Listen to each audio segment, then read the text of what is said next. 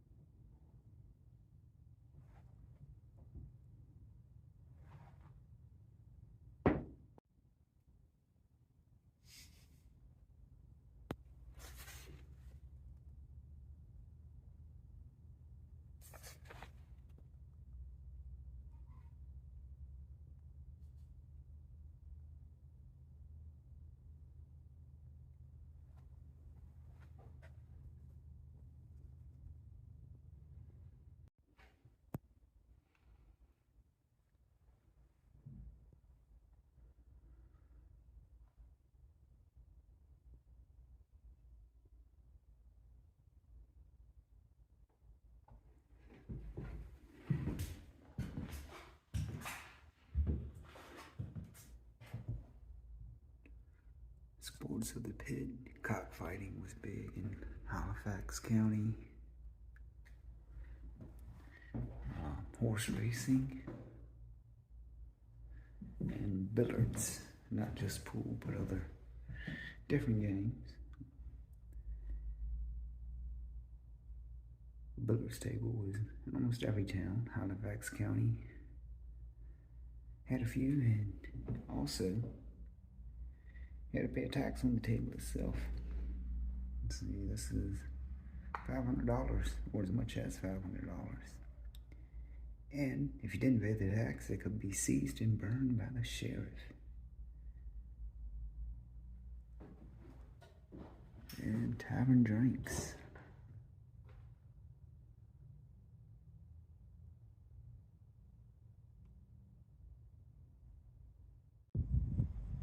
The Eagle Tavern, built in 1790s. It is right here from Lafayette. Halifax Colonial Jails. 3 jails between 1759 and 1838. The first 2 stood near this spot.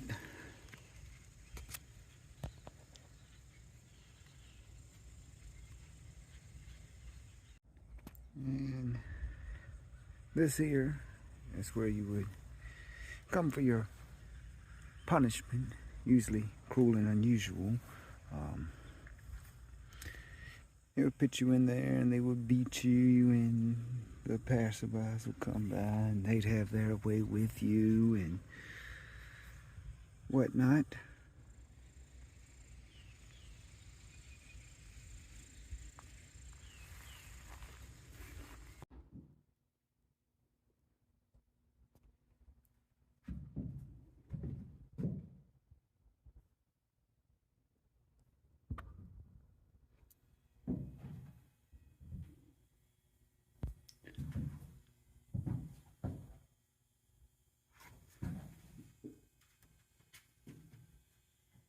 Heavy timber.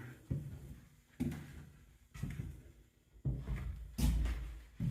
the same, still looking in, different view.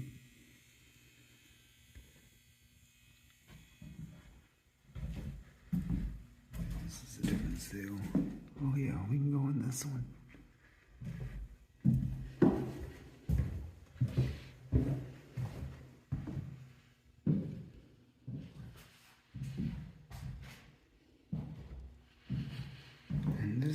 they would lock you up in the 1800s. Daniel Eden broke out of here. Historic Halifax Jail.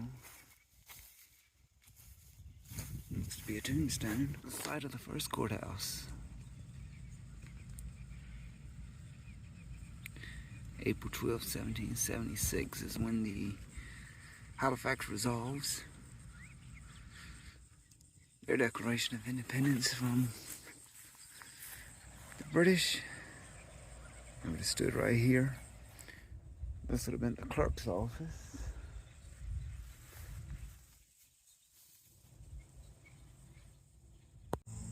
This is the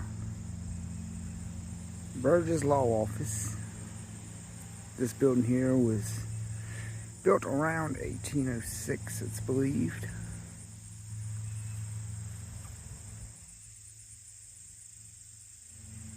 Known as the Constitution House. It was thought to be where the North Carolina's 5th Provincial Congress met in December of 1776 to create the first state constitution.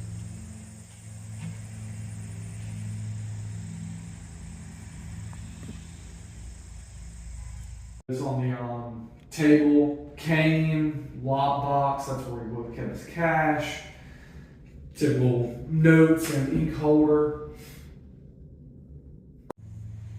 The Free Church of Halifax would have stood here. In between these bricks, it fell into disrepair and collapsed back in 1911. 2002, they began to restore the cemetery. And they built this to show you where the church would have been.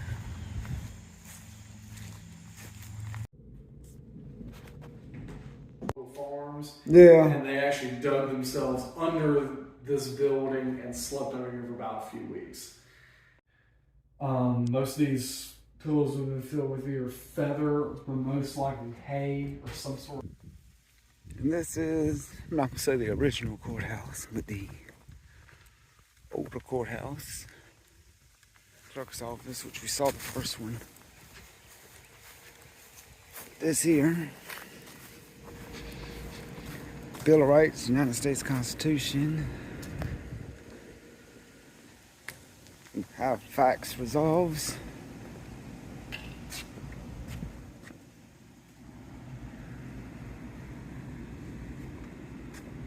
Declaration of Independence. And then the U.S. Constitution.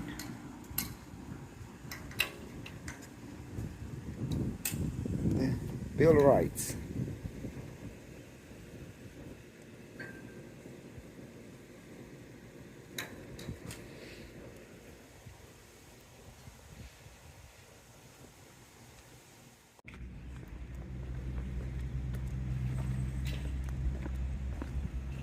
King Street, which is the main drag through town. The Bank of Halifax. This is also the Bank of Halifax. 1905, 1906.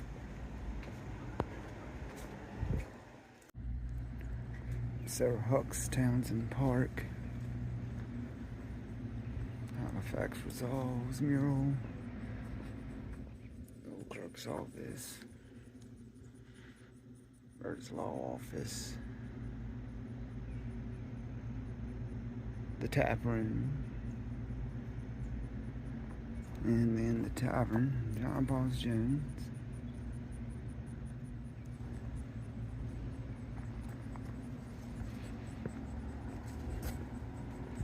The Monarch way station for the Monarch Butterfly. Jumped in and barked it up, so there's another there on the list. You see something that A lot of old churches here. This is a Catholic church built in 1889. And the family vault, Farrell family vault, 1859, which is Immaculate Conception Catholic Church. Halifax United Methodist. That one was built in 1948, but established in 1753. This here, May 5th, 1889. This is the St. Mark's Episcopal Church. Working on that now. Been there since 1854. Blue Star Memorial Highway. Tribute to the nation's armed forces who served during World War II. Independence. The Halifax Resolves, the first formal sanction of American independence. Adopted in this town on April 12, 1776. Part of Washington's Southern Tour. President Washington was a visitor in the town of Halifax on April 16th, 17th, 1791. The British Army under General Cornwallis marching to Virginia defeated the local militia at the town of Halifax in May of 1781. I love how some of these fire hydrants are painted up like the American flag, and what I love about stuff like this is you got your company name stamped on there, as well as the city it's from. The Bradford Denton House, circa 1760, home of Colonel John Bradford. This is the Owen House, Georgian style house with a gambrel roof. It was once somewhere else. Then they put it here. But that was a long time ago. It was actually put here before 1800. The grave of Montfort. The gate swings only by order of the worshipful master of Royal White Hart Lodge to admit a pilgrim mason.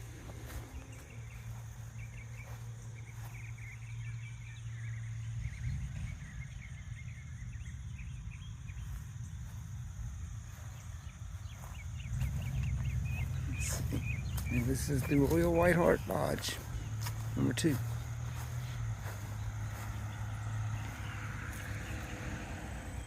Georgian Federal style architecture. William R. Davey, 1756 to 1820.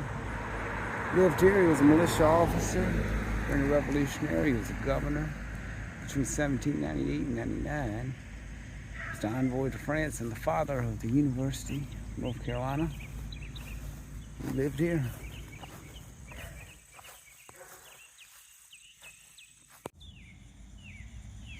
The old church.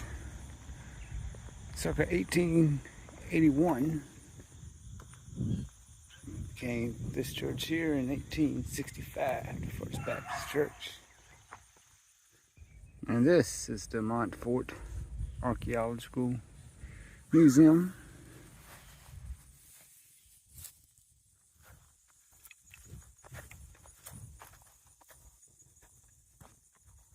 Andrew Jackson Elementary School.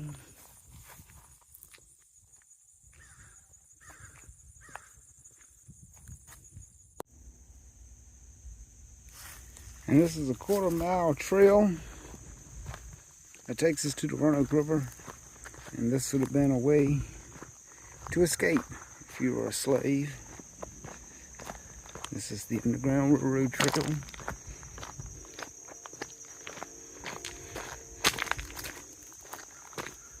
One quarter mile from the Roanoke River.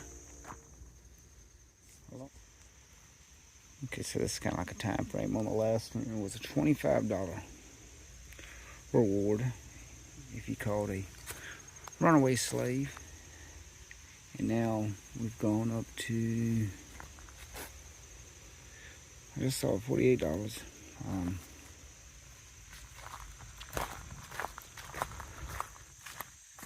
Such a shame that people want to hide that part of history, but it happened. I'm glad it's being shown here. And then it comes up on private property.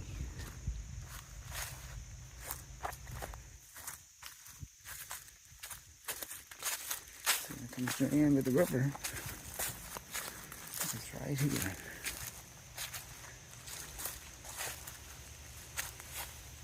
Roanoke River, Halifax, and the Maritime Underground Railroad.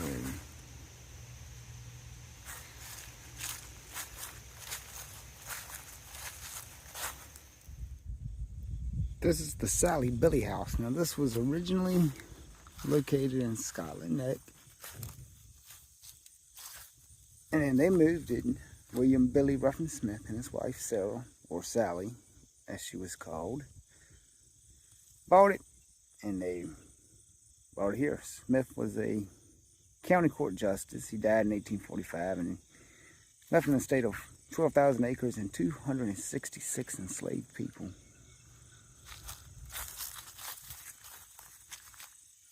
This is the house. Alright, well, that was a look at the town of Halifax, just the county seat of Halifax, North Carolina, and a big part of American history. So, now that we've seen that, go ahead, hit that like, share, subscribe, all that good stuff. And if you enjoyed it, watch me again. Thank you.